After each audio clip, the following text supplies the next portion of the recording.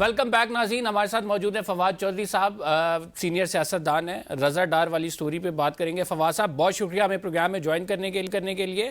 آپ نے دیکھا کہ کس طرح سے ملک کی بھی بدنامی ہوئی اور پھر خود کو تعلق والا ثابت کرنے کے لیے اور پھر 7 سے 8 لاکھ ڈالر کا والیٹ جو ہے اس کو پاسورڈ لینے کے لیے کس طرح سے خاتون پہ زودو کوب کیا گیا. یہ کیا کچھ ہو رہا ہے اور یہ کیا صرف اس وجہ سے ہو رہا ہے کیونکہ ان کا تعلق ایک اثر و رسوخ والی فیملی سے ہے؟ دیکھیں, اثر و رسوخ والی فیملی سے ہے تو ابھی تک بچے ہوئے ہیں, ورنہ پنجاب میں تو آپ کے سامنے ہی ہیں. جو اثر و رسوخ والی فیملیاں نہیں ہیں ان کے ساتھ کیا ہو رہا ہے وہ تو آپ دیکھ ہی رہے ہیں. یعنی 1100 بندے تو سی سی ڈی یہاں پہ قتل کر چکی ہے بغیر کسی حساب کتاب کے. تو وہ تو خیر وہ خوش قسمت ہیں کہ اثر و رسوخ والی فیملی سے ان کا تعلق ہے, تو کم از کم ان کی بات جو ہے ان کا موقع بھی سامنے تو آ رہا ہے. اور وہ کہہ رہے ہیں کہ کاروباری مسئلہ ہے اور اس لیے ان کو کیا پھنسایا گیا ہے واٹ ایور. بٹ جس طریقے سے یہ ساری پروسیڈنگز ہوئی ہیں, جس طریقے سے یہ سارا معاملہ ہوا ہے, اس میں بہت میرا یہ خیال ہے کہ جو اسحاق ڈار صاحب ہیں ان کا, ان کی فیملی کا اور جو پاکستان کا ان کے آفس کی وجہ سے نام تو بہت خراب ابھی بھی ہو رہا ہے اور اب آگے اور بھی ہوگا. کیونکہ دیکھیے اب انٹرنیشنل میڈیا اس کو پک کرے گا, اسپیشلی انڈین میڈیا جو ہے وہ اس کو ایکسپلائٹ کرے گا پاکستان کے فورن منسٹر کی وجہ سے, اور انڈین جو میڈیا ہے وہ اس کو انٹرنیشنلائز بھی کرے گا. تو میرا خیال ہے کہ پرابلمز اسحاق ڈار صاحب کی تو آگے اور بڑھیں گی, اور ان کے لیے بڑی جلدی آپ دیکھیں گے کہ پاسبل نہیں رہے گا ٹو کنٹینیو کرنا. وہ جتنی جلدی اس کو ایکسیپٹ کر لیں اتنی جلدی ان کے لیے بہتر ہے, اور انویسٹیگیشنز جو ہیں وہ ہونے دیں. ادروائز یہ معاملہ جو ہے وہ میرا یہ خیال ہے کہ آگے جا کے اور برا ہوگا. یہ پاکستان کے لیے بھی اچھا نہیں ہے, ڈار صاحب کے لیے بھی اچھا نہیں. فیصل واڈا جو ہیں وہ یہ کہہ رہے ہیں کہ استعفیٰ دے دینا چاہیے, نئی سیٹ سے جڑے رہنا چاہیے, اور پھر وہ ملک کو لوٹتے عزتیں لوٹنے پہ آگے کافی سخت بیانات دے رہے ہیں. ہمیں یہ بھی معلوم ہے کہ فیصل واڈا جو کہتے ہیں بڑا معنی خیز ہوتی ہیں ان کی باتیں. ہاؤ ڈو یو سی دس؟ ظاہر ہے کہ تمام ہی لوگ اس وقت جو ہے وہ اسحاق ڈار صاحب سے جو ہے خوش نہیں لگ رہا ہے کہ کچھ معاملہ خوش نہیں ہے. لیکن آپ کو میں یہ بتاؤں کہ اگر یہ واڈا صاحب کہیں یا نہ کہیں, یہ معاملہ پاکستان سے باہر نکل جائے گا. اور جس طرح میں آپ سے کہہ رہا ہوں کہ انڈین میڈیا ہے اور جو فورن میڈیا ہے, یورپین میڈیا ہے, وہ اس کو جو ہے وہ نہیں آسانی سے چھوڑے گا. بیکاز اس وقت ایک اور بڑا میں حیران کن بات ہے کہ جو گرومنگ گینگ کا جو مین سرغنہ ہے, جو پاکستان کی شہریت 30 سال پہلے چھوڑ چکا ہے, اس کو پاکستان میں جو ہے وہ پناہ ملی ہوئی ہے. اور اس کے اوپر بھی کل ڈیلی میل نے یہ خبر دی ہے کہ بہت سخت ری ایکشن جو یورپین یونین ہے وہ اس کا آ رہا ہے, اسپیشلی یو کے کی گورنمنٹ کا آ رہا ہے. تو مجھے سمجھ نہیں آ رہی کہ یہ اچانک جو جس طریقے سے چل رہا ہے اس کے اوپر کیسے اس کو یہ ہینڈل کریں گے. کیونکہ یہ جو ابھی تک معاملہ ہے اسحاق ڈار صاحب والا, یہ ابھی تو صرف پاکستان کے اندر ڈسکس ہو رہا ہے, ابھی تھوڑا بہت انڈین میڈیا پہ ڈسکس ہونا شروع ہو گیا ہے. بٹ آپ دیکھیں گے کہ جلد ہی یہ ایک بڑی انٹرنیشنل سٹوری بن جائے گی and you will not be able to handle it. اب یہ معاملہ چونکہ عدالتوں میں بھی چلا گیا, آپ کو کیا لگتا ہے کہ چونکہ فورن پریشر بھی ہوگا, وہ ملک بھی انوالو ہوں گے, کوئی انصاف ہوتا ہوا آپ کو اس میں دکھائی دے گا؟ دوسری طرف بھی ایک اثر و رسوخ والی فیملی ہے. نہیں دیکھیں, وہ ہمیں تو سچی بات یہ ہے کہ فیکٹس جو ہیں وہ تو دونوں طرف ہے نا. وہ یہ کہتے ہیں کہ کاروباری معاملہ ہے اور اس کو ایکسپلائٹ کیا گیا ہے. وہ کہتے ہیں کہ کاروباری معاملہ بھی ہے تو اس کو ہینڈل کرنے کا یہ طریقہ تو نہیں ہے نا جو اپنایا گیا. اب جو جہاں تک اس میں زیادتی کے الزام ہے, سب سے آئی وڈ سے کہ جو ایک ڈینجرس ایریا ہے وہ تو یہ ہے نا کہ انہوں نے جو 2 فورن عورتیں ہیں انہوں نے الیج کیا ہے کہ ان کو پاکستان بلا کے ان کے ساتھ زیادتی کی گئی. اب یہ جو ایریا ہے وہ کتنا پروف ہوتا ہے کتنا نہیں ہوتا ہمیں نہیں پتا, کیونکہ میڈیکل ابھی تک جو ہے ان کا نہیں ہوا. ان کا 64 کا سٹیٹمنٹ ہوا, بٹ ایک چیز میں آپ کو بتا دوں, 164 کا statement itself is a major evidence. اس کے بعد جو میڈیکل ایویڈنس ہے اس کی جو ہے وہ نہیں رہے گی. جو 164 کا سٹیٹمنٹ پھر جس طریقے سے کرایا گیا ہے, یعنی میجسٹریٹ کو جا کے کر کے, وہ بھی ویسے بڑی حیرت کی بات ہے. لیکن اب 164 کے سٹیٹمنٹ کے بعد جو ہے وہ جو کیس ہے, یہ جو نام ہے میرا رضا ڈار نام ہے, وہ تو ان کے خلاف اب کافی حد تک سیریس ہے and I don't think so it will be آسان نہیں ہوگا ان کے لیے اس سے نکلنا.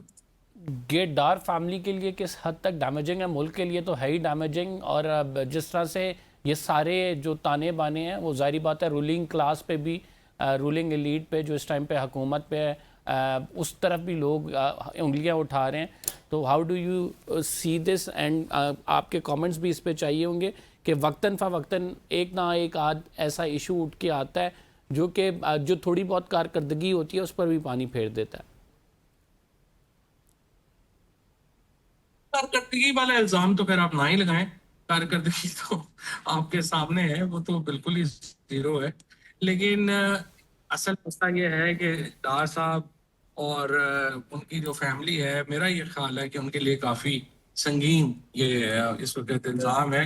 کرپشن کے ایلیگیشنز وغیرہ جو ہیں وہ سیاستدانوں کے اوپر لگتے بھی رہتے ہیں، لیکن ہی اتنے بڑے کسی آفس میں جو ہے وہ لگا ہے، اور اس کا جو آؤٹ کم ہے یا اس کی جو بھی ریپرکشنز ہیں وہ بہت زیادہ ہیں اسحاق ڈار صاحب کے لیے بھی اور پاکستان کے لیے بھی. آپ کیا سمجھتے ہیں پی ٹی آئی نے جو بائیکاٹ کیا کشمیر الیکشنز کا، کیا پی ٹی آئی کے لیے مفید ثابت ہوگا؟ دیکھیں، بات مفید کی نہیں ہے، بات یہ ہے کہ پی ٹی آئی کے پاس آپشن کیا ہے. اگر آپ ایک پارٹی کی اینٹی ہی نہیں مان رہے، آپ اس کو جو ہے وہ ایک سمبل بھی نہیں دے رہے، پھر جو کینڈیڈیٹس آپ نامینیٹ کرتے ہیں ان کو اٹھا کے جیلوں میں ڈال دیتے ہیں، جو آپ کا جلسہ کرائے گا اس کو آپ اٹھا کے جیل میں ڈال دیں گے. مجھے آپ بتائیں نا کہ پھر وہ پارٹی کے پاس کیا آپشن ہے، وہ کرے کیا؟ یہ تو آپ نے جو سیاست ہے اس وقت جو ماڈل یہ ہے کہ الیکشن ہوں گے سیاست نہیں ہوگی. تو مجھے بتائیے کہ یہ کیسے پاسبل ہے اور اس کو کیسے جو ہے وہ آپ ٹیکل کریں گے. اور اس کا پرابلم یہ آ رہی ہے کہ نظام کے خلاف ایک گلی محلے میں جو ہے وہ نفرت پہ چلی جاتی ہے، کیونکہ ہر گلی محلے میں جو الیکشن کا ایک اثر ہے وہ ہوتا ہے. اور اس سے میرا یہ خیال ہے کہ پی ٹی آئی کے پاس تو آپشن جو ہیں وہ پہلے ہی کم تھے، اور اب یہ اس طرح کے الیکشنز کرا کے تو بالکل ہی ختم جو ہیں وہ کیے جا رہے ہیں. سو الٹیمیٹلی تو پی ٹی آئی کو یہ تو انہوں نے بائیک آؤٹ کیا ہے، بٹ الٹیمیٹلی تو پی ٹی آئی کو دیکھیے اسمبلیوں سے بھی باہر آنا پڑے گا، کیونکہ ان کو بالکل دیوار سے لگا دیا گیا. لیکن چودھری صاحب ہم نے دیکھا کہ 24 کے الیکشن میں بھی ایسا ہی معاملہ تھا، سیمبلز نہیں تھے، انہوں نے وہ کنٹیسٹ کیا اور اس کے بعد جو ہے ایٹ لیسٹ کچھ نہیں تو چلیں اسمبلی میں تھوڑی سی ریپریزنٹیشن اور پھر ایک نیریٹو بہت بڑا مل گیا. ڈونٹ یو تھنک کہ اٹس دا رائٹ اسٹریٹجی کہ آپ اس میں پارٹیسپیٹ کریں؟ بے شک آپ کے ساتھ جو بھی سلوک ہو آپ کے پاس آگے عوام میں جانے کے لیے ہوگا. یہ ہم نے پارٹیسپیٹ کیا تھا سر، دس از دا ریزلٹ.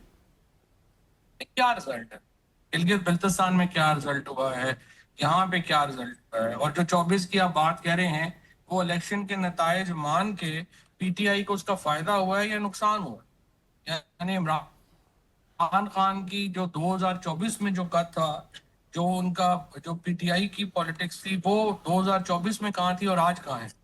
دیکھیے وہ مسئلہ یہ نہیں نہیں ہے. چودھری صاحب، وہ تو پھر تحریک انصاف کا قصور ہے نا کہ اسے کیری فارورڈ نہیں کر سکی. پھر دوسرا پلان آپ کے پاس سڑکوں پہ آنے کا ہے، آپ نے کسی طرح تو پریشر ایگزرٹ کرنا ہے. اگر وہ سڑکوں پہ آنے کے لیے تیار نہیں ہے تو پھر اس میں اور تو کسی کا قصور نہیں ہے نا. لیکن مسئلہ یہ نہیں ہے، مسئلہ یہ ہے کہ آپ نے جو حکمران ہیں اگر وہ چاہتے ہی نہیں ہیں کہ کوئی ملک کے اندر کوئی اور سیاسی جماعت ہو، تو پھر دیکھیے نا الیکشن کیسے ہو سکتے ہیں. یہ جو جن کو آپ الیکشن کہہ رہے ہیں یہ الیکشن تو نہیں ہے نا. الیکشن تو ہوتے ہیں جہاں لوگوں کو ووٹ ڈالنے کی اجازت ہوگی، جہاں پہ الیکشن لڑنے کی اجازت ہوگی. اگر آپ نے اس طرح سے جو پاکستان میں جو ہو رہا ہے، ٹھیک ہے، اس کو الیکشن کہنا تو بڑی زیادتی والی بات ہے. ہاں یہ بات ٹھیک ہے آپ کی کہ اس میں پی ٹی آئی کے پاس یہ اسٹریٹجی نہیں ہے کہ وہ سرٹ کیسے کرے، وہ سڑکوں پہ کیسے آئے، وہ پریشر کیسے بنائے. یہ تو ایک آلٹرنیٹ اسٹریٹجی ہے جو پھر پی ٹی آئی کا پرابلم ہی ہے کہ نہ انہوں نے اپنی پالیٹکس کے اندر اسپیس کریٹ کرنی کی ہے سیریسلی، اس کی اسٹریٹجی کوئی نہیں ہے، اور نہ ہی سڑکوں پہ آنے کی اسٹریٹجی. یہ تو دیکھیے نا، یہ تو پی ٹی آئی کا ایک جو ہے وہ ایک اپنا جو ہے وڈ سے کہ پرابلم ہے. اور وہ اس لیے ہے کہ خان صاحب نے پارٹی میں ایک گزدار ماڈل لگایا اور ایسے لوگ لگا دیے جن کو کوئی پالیٹکس کی سمجھ نہیں تھی، جو اجنبی تھے سیاست کے لیے، سیاست ان کے لیے اجنبی تھی. اب یہاں پہ جو الیکشن کا جہاں تک تعلق ہے، میرے خیال میں پی ٹی آئی کے پاس کوئی اس قسم کی آپشن ہی نہیں ہے کہ وہ الیکشن لڑے. It's not the matter of choice, it's a matter of option. آپ کو لگتا ہے محمود خان اچکزئی صاحب کا سفر جو ہے جاری رہے گا اس تحریک انصاف کے ساتھ, اس کمبائنڈ اپوزیشن جو الائنس ہے اس کا؟ نہیں جاری رہ سکتا جی. محمود اکرزئی صاحب کی پالیٹکس ایک نیشنلسٹ پالیٹکس ہے, پی ٹی آئی کی پالیٹکس فیڈرل پالیٹکس ہے. یہ دونوں کلیش ہیں ایک دوسرے کے ساتھ, اور اسی لیے آپ نے دیکھا کہ جب عمران خان کے ساتھ جو نو کانفیڈنس تھا, وہ لانے والے لوگ وہ سارے لوگ ہیں جو تحریک تحفظ آئین کا حصہ ہیں, اور اسی لیے یہ ایک جعلی الائنس بنایا گیا ہے, اور اسی لیے اس الائنس کی کوئی لانجیوٹی جو ہے وہ نہیں ہے. مذاکرات والے معاملے کو آپ کس طرح دیکھ رہے ہیں؟ آپ سمجھ رہے ہیں کہ آگے کوئی مذاکرات کی بات بڑھے گی؟ آپ لوگوں نے ایجنڈا اٹھایا, اس کے بعد پھر سب کچھ ٹھنڈا ہو گیا, اس طرح سے ہل جل ہی نہیں ہے. مذاکرات میں بڑے دونوں سائڈوں پہ مسائل ہیں. ایک طرف جو ہے وہ مسئلہ یہ ہے کہ پہلے جس طرح ہم نے این ڈی سی نے کوشش کی, اور ہم نے اسپیکر صاحب کو, رانا ثناء اللہ صاحب کو یہ کنونس کرنے کی کوشش کی کہ جو کوٹ لکھپت میں لوگ ہیں ان کو ریلیز کیا جائے, تاکہ جو مذاکرات ہیں آپ کی سائڈ ٹیبل کے دوسری طرف بھی کوئی پی ٹی آئی کے لوگ, ایسی لیڈرشپ ہو جس سے آپ بات کر سکیں. وہ کنونس نہیں کر سکے اپنی لیڈرشپ کو. اب اس کے بعد یہاں پہ جو بھی موقع ملا کہ وہ بہنوں کی ملاقات ہو جائے تو وہ بھی نہیں گئی. تو دونوں سائڈوں کے اوپر اصل میں ڈسٹرسٹ بہت زیادہ ہے, جس کی وجہ سے مذاکرات کی بات آگے بڑھ نہیں رہی. چودھری صاحب, آپ کیا سمجھتے ہیں حکومت کے آئندہ آنے والے دن برے ہوں گے, یا پھر یہ سسٹم اسی طرح چلتے رہے گا چونکہ بینیفیشریز ہیں؟ یہ سسٹم تو ایک دن بھی نہ چلے اگر عمران خان اور جو اسٹیبلشمنٹ ہے ان کے درمیان ایک کم از کم جو ڈسٹرسٹ ہے وہ تھوڑا کم ہو جائے, کیونکہ اس سسٹم کے اندر ڈیلیوری نام کی کوئی چیز نہیں ہے. 17 بجٹ شہباز شریف دے چکے ہیں, 12 ایز اے چیف منسٹر اور 5 ایز پرائم منسٹر, اور اس کے بعد آپ اکانومی جس قسم کی وہ چلا رہے ہیں وہ آپ کے سامنے ہے. اور ان کا جو اس وقت پوری ٹیم ہے پی ایم ایل این کی, وہ پریکٹیکلی بیٹھ گئی. سیاست بھی ان سے نہیں ہو رہی, گورننس بھی ان سے نہیں ہو رہی. یہ سسٹم صرف قائم ہے اس لیے کہ عمران خان کا قد بہت بڑا ہے سیاست میں, اور ان کے ساتھ اسٹیبلشمنٹ کا ڈسٹرسٹ بہت زیادہ ہے. اور اگر پی ٹی آئی تھوڑی عقل مندی کرے اور اسٹیبلشمنٹ سے اپنے فاصلے کچھ کم کر لے, یہ سسٹم تو ایک دن نہیں چل سکتا. Thank you very much. Fawad Chaudhry صاحب ہمارے ساتھ موجود تھے, اپنی رائے کا اظہار کر رہے ہیں. چھوٹا سا بریک لیتے ہیں. We will be right back after this short break. آپ کہیں مت جائیے گا.